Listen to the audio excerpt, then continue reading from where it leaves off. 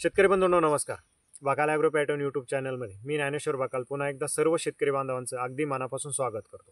शेतकरी बंधूंनो, तुमचं सोयाबीन, मूग, उडीद आणि मक्याचं पीक काढून झालंय आणि आता तुम्हाला हरभरा पिकाची पेरणी करायची. पण हरभरा पिकामध्ये मर रोग येऊ नये त्यासाठी तुम्ही काय उपाययोजना करायला पाहिजे? शेतकरी बंधूंनो, हरभरा हे महाराष्ट्रातील एक प्रमुख हिवाळी पीक आहे.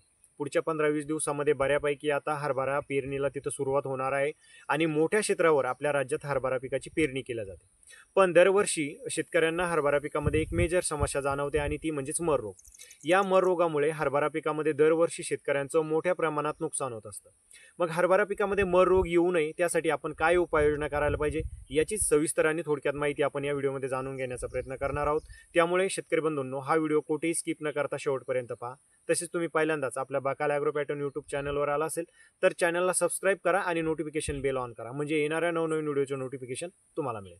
शेतकरी बंधूंनो, आपण पाहतो की हरभरा पिकामध्ये पेरणी केल्यानंतर बऱ्यापैकी मर रोगाची जी समस्या आहे तर ती त्या ठिकाणी उद्भवत असते आणि त्यासाठी आपल्याला बऱ्यापैकी बुरशीनाशकाच्या फवारण्या त्याच्या नियंत्रणासाठी कराव्या लागतात. पण अशा वेळेस जो काही मर रोग आहे तर तो पूर्णपणे तिथं कंट्रोलमध्ये येत नाही आणि मोठं नुकसान शेतकऱ्यांचं हरभरा पिकामध्ये होतं. मग हरभरा पिकामध्ये मर रोग येऊ नये त्यासाठी आपण पेरणीपूर्वी जर काही उपाययोजना केल्या तर एकंदरीत त्याचा चांगला फायदा होतो आणि हरभरा पिकामध्ये मर रोग हा येत नाही. तर शेतकरी बंधूंनो, आपल्याला काय करायचं आहे, ज्यावेळेस तुम्ही शेताची पूर्व मशागत करता त्यावेळेस शेतकरी बंधूंनो, आपल्याला ट्रायकोडर्मा पावडरचा वापर करायचा आहे एकरी 4 किलो. ज्यावेळेस तुम्ही पूर्व मशागत करणार आहे तर पूर्व मशागती अगोदर तुम्हाला ट्रायकोडर्मा पावडर शेतामध्ये फेकून द्यायची आहे. आता 4 किलो ट्रायकोडर्मा पावडर तुम्हाला 1 एकर क्षेत्रासाठी फेकायला तिथं पुरणार नाही. त्याच्यामुळे पर्याप्त तुम्ही त्याच्यामध्ये शेणखताचा वापर करू शकता किंवा गांडूळ खताचा वापर करू शकता किंवा मातीचा वापर करू शकता. पुरेशा प्रमाणामध्ये तुम्हाला हे जे काही घटक मी सांगितले, माती, गांडूळ खत किंवा शेणखत, याच्यामध्ये 4 किलो ट्रायकोडर्मा पावडर मिक्स करायची आहे आणि शेतामध्ये फेकून द्यायची आहे. आणि त्याच्यानंतर तुम्हाला शेतामध्ये रोटावेटर वगैरे जे काही पूर्व मशागत आहे तर ती करून घ्यायची आहे आणि त्याच्यानंतर हरभरा पिकाची पेरणी करायची आहे. लक्षात ठेवा, ट्रायकोडर्मा पावडर ही कोणत्याही रासायनिक खतामध्ये मिसळून फेकायची नाहीये. त्याच्यासाठी फक्त शेणखत, गांडूळ खत आणि मातीचा वापर करायचा आहे. हा झाला तुमचा पहिला पर्याय. त्याच्यानंतर दुसरा पर्याय शेतकरी बंधूंनो, आपण हरभरा पीक पेरणी करता वेळेस आपल्याला बीज प्रक्रिया करूनच बियाणाची पेरणी करणे तिथं फायद्याची ठरते.